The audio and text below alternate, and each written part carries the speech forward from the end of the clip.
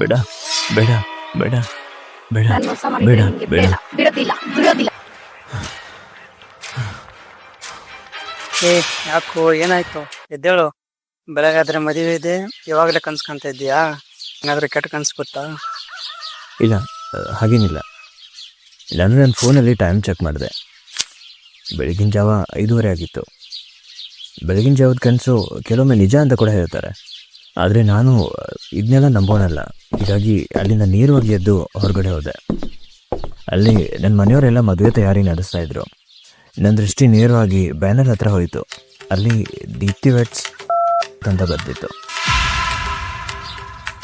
ಹೌದು, ಇವತ್ತೇ ನನ್ನ ಮದುವೆ. ಆದರೆ ಕಳೆದ 1 ವಾರದಿಂದ ನನ್ನ ಕನಸಲ್ಲಿ ಆ ಹುಡುಗಿ ಬಂದು ನನಗೆ ಕಾಡ್ತಾ ಇರ್ತಾಳೆ.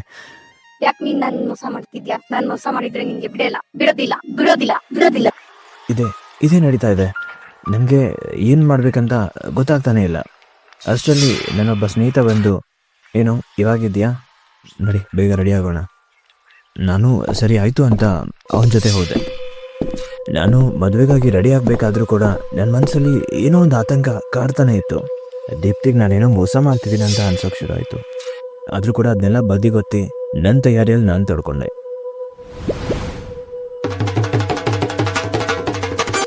ಸ್ನೇಹಿತರೆಲ್ಲ ಸೇರಿ 10 ಗಂಟೆಗೆ ಮದುವೆ ಹಾಲಿಗೆ ಕರ್ಕೊಂಡು ಹೋದರು. ಅಲ್ಲಿ ದೀಪ್ತಿ ಜೊತೆ ಮದುವೆ ತುಂಬ ಚೆನ್ನಾಗಾಯಿತು. ಸ್ನೇಹಿತರು, ನೆಂಟರಿಸ್ಟ್ರು ಎಲ್ಲರೂ ಬಂದಿದ್ರು. ಎಲ್ಲರೂ ವಿಶ್ ಮಾಡಿದರು. ಯಾವ ಪ್ರೀತಿಗಾಗಿ ನಾನು ಇಷ್ಟು ವರ್ಷ ಕಾಯಬೇಕಾಯ್ತೋ ಆ ಪ್ರೀತಿ ಇವತ್ತು ದೀಪ್ತಿಯಾಗಿ ನನ್ನ ಜೊತೆ ಇದ್ಲು. ಹೌದು, ದೀಪ್ತಿನ ನಾನು ತುಂಬ ಇಷ್ಟಪಡ್ತಿದ್ದೆ. ಜೊತೆಗೆ ಇಬ್ಬರು ಮನೆಯವರು ಕೂಡ ಒಪ್ಕೊಂಡಿದ್ರು. ಹೀಗಾಗಿ ಇವತ್ತು ನಮ್ಮ ಮದುವೆ ತುಂಬ ಜೋರಾಗಾಯಿತು. ಮದುವೆ ಆಗಿ 10-12 ದಿನ ಆಗಿರ್ಬೋದು. ದೀಪ್ತಿ ನನ್ನ ಜೊತೆ ತುಂಬ ಸಂತೋಷವಾಗಿದ್ಲು. ನಾನೆಂದರೆ ದೀಪ್ತಿಗೆ ತುಂಬ ಇಷ್ಟ ಇತ್ತು. ಇದ್ರೆ ನಿನ್ನ ಥರ ಇರಬೇಕು ಅಂತ ತುಂಬ ಸರಿ ಹೇಳ್ತಾ ಇದ್ಲು. ಆದರೆ ದೀಪ್ತಿಗೆ ನನ್ನ ಹಳೆಯ ಪ್ರೀತಿ ವಿಷಯ ನಾನು ಹೇಳೇ ಇಲ್ಲ. ಒಂದು ವೇಳೆ ಹೇಳಿದರೆ ಅವಳಲ್ಲಿ ನನ್ನನ್ನು ಬಿಟ್ಟು ಹೋಗ್ತಾಳೆ ಅಂತ ನನಗೆ ಹೇಳೋಕ್ಕಾಗಲೇ ಇಲ್ಲ. ಅವತ್ತು ಸಾಯಂಕಾಲ ಹಾಗೆ ಮಾತಾಡ್ತಾ ಕೂತ್ಕೊಂಡಿದ್ವಿ. ಅಷ್ಟರಲ್ಲಿ ನನ್ನ ಆಫೀಸಿಂದ ಕಾಲ್ ಬಂತು. ನಾನು ರಿಸೀವ್ ಮಾಡಿದ ತಕ್ಷಣ ಆ ಕಡೆಯಿಂದ, ಹಲೋ, ನಮಸ್ಕಾರ, ನಾನು ಲಾವಣ್ಯ, HR ಡಿಪಾರ್ಟ್ಮೆಂಟಿಂದ ಮಾತಾಡ್ತಾ ಇದ್ದೀನಿ. ಇವತ್ತಿಗೆ ನಿಮ್ಮ ರಜೆ ಮುಗ್ದಿದೆ, ಸೊ ನಾಳೆಯಿಂದ ನೀವು ಡ್ಯೂಟಿಗೆ ಜಾಯ್ನ್ ಆಗ್ಬೋದಲ್ವಾ? ಓ ಎಸ್, ಖಂಡಿತ ಬರ್ತಿದ್ದೀನಿ. ನಾನು ಕಾಲ್ ಡಿಸ್ಕನೆಕ್ಟ್ ಮಾಡಿದೆ. ದೀಪ್ತಿ ಯಾಕೋ ಸ್ವಲ್ಪ ಭಯದಿಂದ, ಈ ಮನೆಯಲ್ಲಿ ನನಗೆ ತುಂಬಾ ಭಯ ಆಗ್ತಾ ಇದೆ. ಯಾರೋ ಏನೋ ಹೇಳಕ್ಕೆ ಪ್ರಯತ್ನ ಪಡ್ತಾ ಇದ್ದಾರೆ ಅನ್ಸುತ್ತೆ. ನನಗೆ ಮನೆಯಲ್ಲಿ ತುಂಬಾ ಭಯ ಆಗ್ತಾ ಇದೆ. ಅದಕ್ಕೆ ನನಗೂ ಕೂಡ ತುಂಬ ಭಯ ಆಯಿತು. ಆದರೂ ಕೂಡ ಅದನ್ನು ವ್ಯಕ್ತಪಡಿಸಲ್ದೆ, ನೋಡಿ, ಮನೆಯಲ್ಲಿ ನಿನ್ನ ಬಿಟ್ಟರೆ ಬೇರೆ ಯಾರೂ ಇಲ್ಲ. ನೀನು ಸುಮ್ಮನೆ ಭಯ ಪಡ್ತಿದ್ಯಾ ಅಷ್ಟೇ, ಏನೂ ಆಗೋದಿಲ್ಲ. ಇವಾಗ ನೀನು ಆರಾಮಾಗಿ ಮಲಗಿ ನಿದ್ದೆ ಮಾಡು ಅಂತ ಹೇಳಿದೆ. ದೀಪ್ತಿ ಕೂಡ ಸರಿ ಆಯಿತು ಅಂತ ಮಲಗಿದ್ಲು. ಆದರೆ ಮಧ್ಯರಾತ್ರಿ ಯಾರೋ ಜೋರಾಗಿ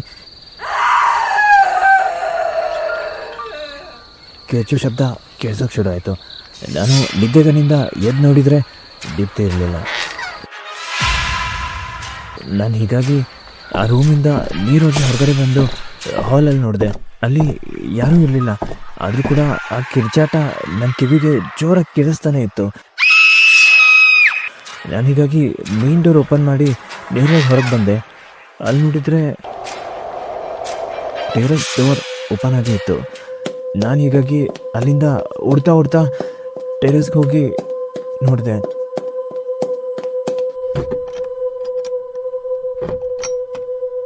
ಅಲ್ಲಿ ನಾನು ಹೋದ ತಕ್ಷಣ ಆ ಕಿರ್ಚಾಟ ಎಲ್ಲ ನಿಂತು ಹೋಗಿತ್ತು. ನಾನು ಇದೆಲ್ಲ ಏನಾಗ್ತಿದೆ ಅಂತ ಊಹಿಸೋ ಅಷ್ಟರಲ್ಲಿ ನನ್ನ ಮುಂದೆ ನನ್ನ ಹಳೆಯ ಸ್ನೇಹಿತೆ ಸ್ಫೂರ್ತಿ ನಿಂತ್ಕೊಂಡಿದ್ಲು.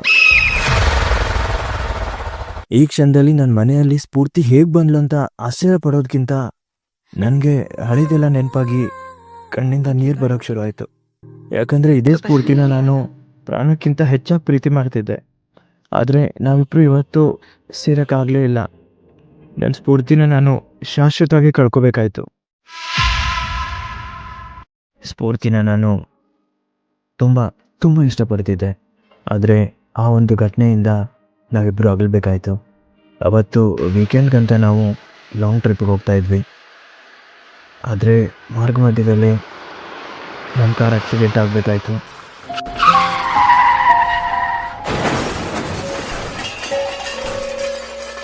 ಹೀಗಾಗಿ ಆ ಕಾರ್ ಆಕ್ಸಿಡೆಂಟಲ್ಲಿ ಸ್ಫೂರ್ತಿ ಸತ್ತೋದ್ಲು. ಅದೇಗೋ ನಾನು ಬದುಕ್ಬಿಟ್ಟೆ.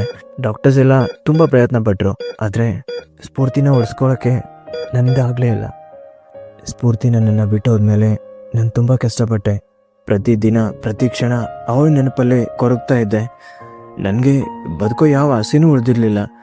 ಅದೇ ಸಂದರ್ಭದಲ್ಲಿ ನನ್ನ ಜೀವನದಲ್ಲಿ ದೀಪ್ತಿ ಬಂದಿದ್ದು. ಹೌದು, ದೀಪ್ತಿ ಬಂದಾಗಿಂದ ನಾನು ನನ್ನ ಹಳೆ ನೋವನ್ನೆಲ್ಲ ನಿಧಾನವಾಗಿ ಮರೆಯೋಕ್ಕೆ ಶುರು ಮಾಡಿದೆ.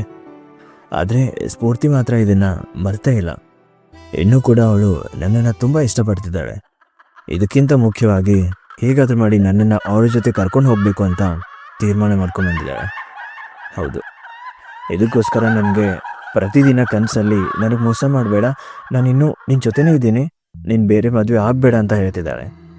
ಒಂದು ಕ್ಷಣ ನಾನು ಸತ್ತೋಗಿರೋ ಸ್ಫೂರ್ತಿ ಮುಂದೆ ನಿಂತ್ಕೊಂಡಿದ್ದೀನಿ ಅನ್ನೋದನ್ನೇ ಮರೆತು ನನ್ನ ಯೋಚನೆಯಲ್ಲೇ ನಾನು ತೊಡಗಿದ್ದೆ. ಆದರೆ ಅದೇ ಕ್ಷಣ ಸ್ಫೂರ್ತಿ ಜೋರಾಗಿ ನಗ್ತಾ, ನಾನು ನಿನ್ನನ್ನು ಬಿಡೋದಿಲ್ಲ, ನನ್ನ ಜೊತೆ ಕರ್ಕೊಂಡು ಹೋಗ್ತೀನಿ ಅಂತ ನನ್ನನ್ನು ಜೋರಾಗಿ ತಳ್ಳಿ ನನ್ನ ತಲೆ ಹಿಡಿದು ಜೋರಾಗಿ ನೆಲಕ್ಕೆ ಚಚ್ಚೋಕ್ಕೆ ಶುರು ಮಾಡಿದ್ಲು. ನಾನು ಜೋರಾಗಿ ಕಿಡಿಸ್ತಾ ಇದ್ದೆ, ಆದರೆ ಅವಳು ನನ್ನ ಮಾತು ಕೇಳೋ ಸ್ಥಿತಿಯಲ್ಲೇ ಇರಲಿಲ್ಲ. ಅಷ್ಟರಲ್ಲಿ ನನ್ನ ಕಣ್ಣು, ಕಿವಿ, ಮೂಗಿನಿಂದ ಜೋರಾಗಿ ರಕ್ತ ಸುರಿಯೋಕ್ಕೆ ಶುರು ಆಯಿತು. ಆದರೂ ಕೂಡ ಅವಳು ಬಿಡ್ತಾನೆ ಇರಲಿಲ್ಲ. ಎರಡು ಕೈಯಿಂದ ನನ್ನ ತಲೆನ ಬೆಳಗ್ಗೆ ಜೋರಾಗಿ ಚಚ್ಚುತ್ತಾನೆ ಇದ್ಲು. ಅಷ್ಟರಲ್ಲಿ ನಾನು ನನ್ನ ಕೊನೆ ಪ್ರಯತ್ನ ಅಂತ ಅದು ಹೇಗೋ ಮಾಡಿ ನಾನು ಅವಳನ್ನು ಜೋರಾಗಿ ತಳ್ಳಿ ಅಲ್ಲಿಂದ ನೇರವಾಗಿ ಓಡ್ತಾ ಕೆಳಗಡೆ ಬಂದೆ. ಅಷ್ಟರಲ್ಲಿ ನನ್ನ ಪಕ್ಕದ ಮನೆ ಹುಡುಗ ನನ್ನನ್ನು ನೋಡಿ, ಯಾಕೆ, ಏನಾಯಿತು? ಇಷ್ಟೊಂದು ವೇಗವಾಗಿ ಓಡಿ ಬರ್ತಾ ಇದೆಯಲ್ಲ, ಏನಾಯ್ತು ನಿಂಗೆ? ನಾನು ಅದಕ್ಕೆ ನನ್ನ ತಲೆ ಸವರ್ತಾ ನೋಡಿಲಿ ಅಂತ ಅಂದೆ. ಆದರೆ ಅವನು ಅದಕ್ಕೆ ಏನೂ ರೆಸ್ಪಾನ್ಸ್ ಮಾಡಲೇ ಇಲ್ಲ. ನಾನು ಅದಕ್ಕೆ ನನ್ನ ಗಾಯ ಕಾಣಿಸ್ತಾ ಇಲ್ವಾ ಅಂದಿದ್ದಕ್ಕೆ, ನಿನಗೆ ಭ್ರಮೆ ಆಗಿದೆ ಅನಿಸುತ್ತೆ, ಹಾಗೇನೂ ಆಗಿಲ್ಲ. ಯಾಕೆ, ಇದೀಗ ಮೊನ್ನೆ ತಾನೇ ಮದುವೆ ಆಗಿದೆ, ಇಷ್ಟು ಬೇಗ ಹುಚ್ಚಿಡ್ತಾ ನಿನಗೆ?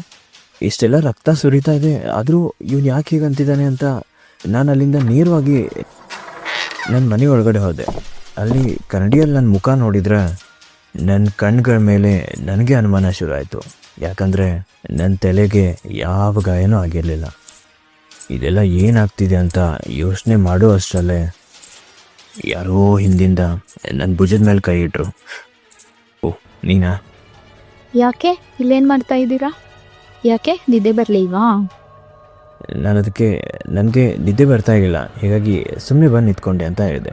ಅದಕ್ಕೆ ದೀಪ್ತಿ, ಸರಿ, ನೀವು ಹೋಗಿ ಮಲ್ಕೋಗಿ, ನಾನು ಕುಡಿಯೋಕ್ಕೆ ಸ್ವಲ್ಪ ನೀರು ತೊಗೊಂಡು ಬರ್ತೀನಿ. ನಾನು ಕೂಡ ನನ್ನ ಬೆಡ್ರೂಮ್ಗೆ ಹೋಗೋಕೆ ಇನ್ನೇನು ತಿರುಗೋ ಅಷ್ಟರಲ್ಲೇ ದೀಪ್ತಿ ಜೋರಾಗಿ ಕಿರಿಚಿದ್ಲು.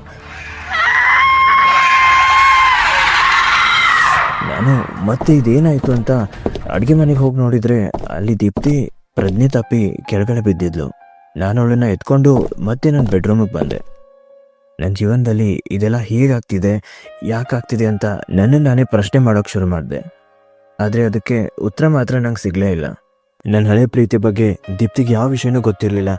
ಅದೇನಾದರೂ ಗೊತ್ತಾಗಿರ್ಬೋದಾ ಅಂತ ಒಂದು ಕ್ಷಣ ಆತಂಕ ಆಯಿತು. ಆದರೆ ಅದಕ್ಕಿಂತ ಮುಖ್ಯವಾಗಿ ದೀಪ್ತಿ ಪ್ರಜ್ಞೆ ತಪ್ಪಿದ್ದಿದ್ಲು. ನಾನಿವಾಗ ಏನಾದರೂ ಮಾಡಬೇಕಾಗಿತ್ತು. ಹೀಗಾಗಿ ಅಲ್ಲೇ ಟೇಬಲ್ ಮೇಲೆ ನೀರಿನ ಗ್ಲಾಸ್ ಇಟ್ಟಿದ್ರು. ಆ ಗ್ಲಾಸಿಂದ ನಾನು ಸ್ವಲ್ಪ ನೀರು ತಗೊಂಡು ದೀಪ್ತಿ ಮುಖದ ಮೇಲೆ ನೀರು ಹಾಕಿದೆ. ದೀಪ್ತಿ ಮುಖದ ಮೇಲೆ ಒಂದು ಸ್ವಲ್ಪ ನೀರು ಹಾಕಿದ ತಕ್ಷಣ ದೀಪ್ತಿ ನಿಧಾನವಾಗಿ ಕಂಡುಬಿಟ್ಲು. ಅವಳು ನನ್ನನ್ನು ನೋಡಿದ ತಕ್ಷಣ ಜೋರಾಗಿ ಅಳೋಕ್ಕೆ ಶುರು ಮಾಡಿದ್ಲು. ನಾನು ಯಾಕೆ, ಏನಾಯ್ತು ಅಂತ ಕೇಳ್ತಾ ಇದ್ದೆ. ಅಷ್ಟರಲ್ಲಿ, ನೀವು ಯಾಕೆ ಈ ಥರ ಮಾಡಿದ್ರಿ ನನಗೆ? ನೀವು ಈ ಥರ ಮೋಸ ಮಾಡ್ತೀರಾ ಅಂತ ಅಂದ್ಕೊಂಡೇ ಇರಲಿಲ್ಲ. ನಾನು ನಿನ್ನ ತುಂಬ ಪ್ರೀತಿ ಮಾಡ್ತಿದ್ದೆ. ನೀವು ಯಾಕೆ ನನಗೆ ಸ್ಫೂರ್ತಿ ಬಗ್ಗೆ ಏನು ಹೇಳ್ದೆ ಈ ಥರ ಮೋಸ ಮಾಡಿಬಿಟ್ರಿ? ನೀವು ಈ ಥರ ಮಾಡ್ತೀರಾ ಅಂತ ನನ್ನ ಕನಸಲ್ಲೂ ಅಂದ್ಕೊಂಡಿರಲಿಲ್ಲ ನಾನು. ಅದಕ್ಕೆ ನಿಮ್ಗೆ ಯಾವತ್ತೂ ಮೋಸ ಮಾಡಿಲ್ಲ, ನಾನು ನಿನ್ನನ್ನು ತುಂಬ ಇಷ್ಟಪಟ್ಟಿದ್ದೀನಿ ಅಂತ ಅಂದೆ. ಆಗ ಅವಳು ಒಂದು ಲೆಟ್ರ್ ನನ್ನ ಕೈಯಲ್ಲಿಟ್ಲು. ಆ ಲೆಟ್ರಲ್ಲಿ ಆ ಕಾರ್ ಆಕ್ಸಿಡೆಂಟಲ್ಲಿ ನಾನು ಉದ್ದೇಶಪೂರ್ವಕವಾಗಿ ಸ್ಫೂರ್ತಿನ ಸಾಯಿಸಿದ್ದು ಅಂತ ಬರೆದಿತ್ತು. ಕೆಳಗಡೆ ಸೈ ನೋಡಿದರೆ ಕೆಂಪು ಅಕ್ಷರದಲ್ಲಿ ಸ್ಫೂರ್ತಿ ಅಂತ ಬರೆದಿತ್ತು.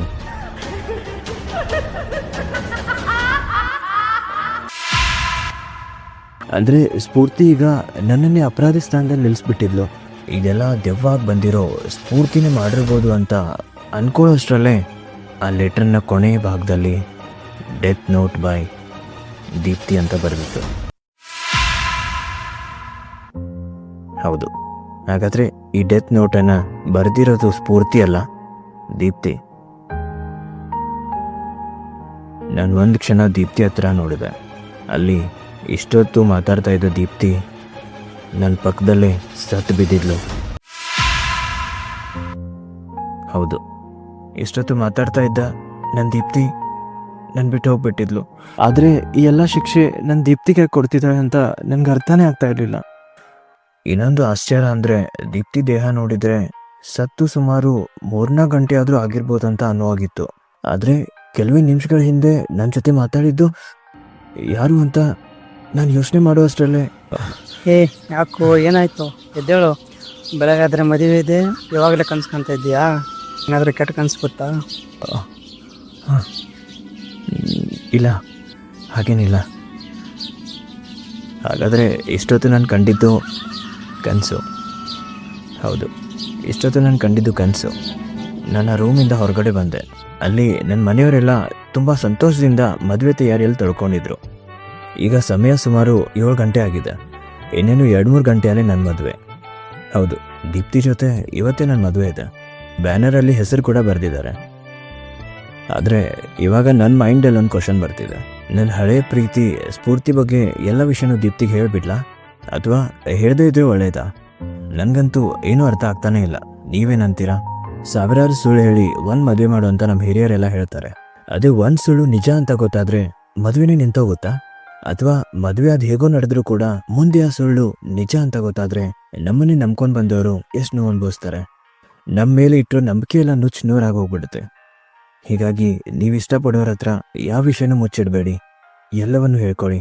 ಹೀಗೆ ನೀವು ಏನಾದರೂ ಮುಚ್ಚಿಟ್ಟಿದ್ರೆ ದಯವಿಟ್ಟು ಇವತ್ತೇ ಹೋಗಿ ಹೇಳಿ. ಹೇಳೋಕ್ಕಿಂತ ಮುಂಚೆ ಒಂದು ಸರಿ ಅವ್ರಿಗೆ ಐ ಆಮ್ ಸಾರಿ ಅಂತ ಹೇಳಿ ನಿಮ್ಮ ಮಾತನ್ನು ಆರಂಭಿಸಿ. ನಿಜವಾಗ್ಲೂ ನಿಮ್ಮ ತಪ್ಪನ್ನು ಅವ್ರು ಒಪ್ಕೋತಾರೆ. ನಿಮ್ಗೆ ಇನ್ನೊಂದು ಅವಕಾಶ ಸಿಕ್ಕೇ ಸಿಗುತ್ತೆ. ನಿಮಗೂ ನಿಮ್ಮ ಧ್ವನಿ ನಮ್ಮ ಕತೆಗಳಿಗೆ ನೀಡಬೇಕಾ? ನೀವು ನಮ್ಮ ಜೊತೆ ಕೆಲಸ ಮಾಡೋಕ್ಕೆ ಇಷ್ಟಪಡ್ತಿದ್ರೆ ಡಿಸ್ಕ್ರಿಪ್ಷನಲ್ಲಿ ವಾಟ್ಸಪ್ ಗ್ರೂಪ್ ಲಿಂಕ್ ಇದೆ, ಅದ್ರ ಮೂಲಕ ಜಾಯ್ನ್ ಆಗ್ಬೋದು. ನಮಸ್ಕಾರ.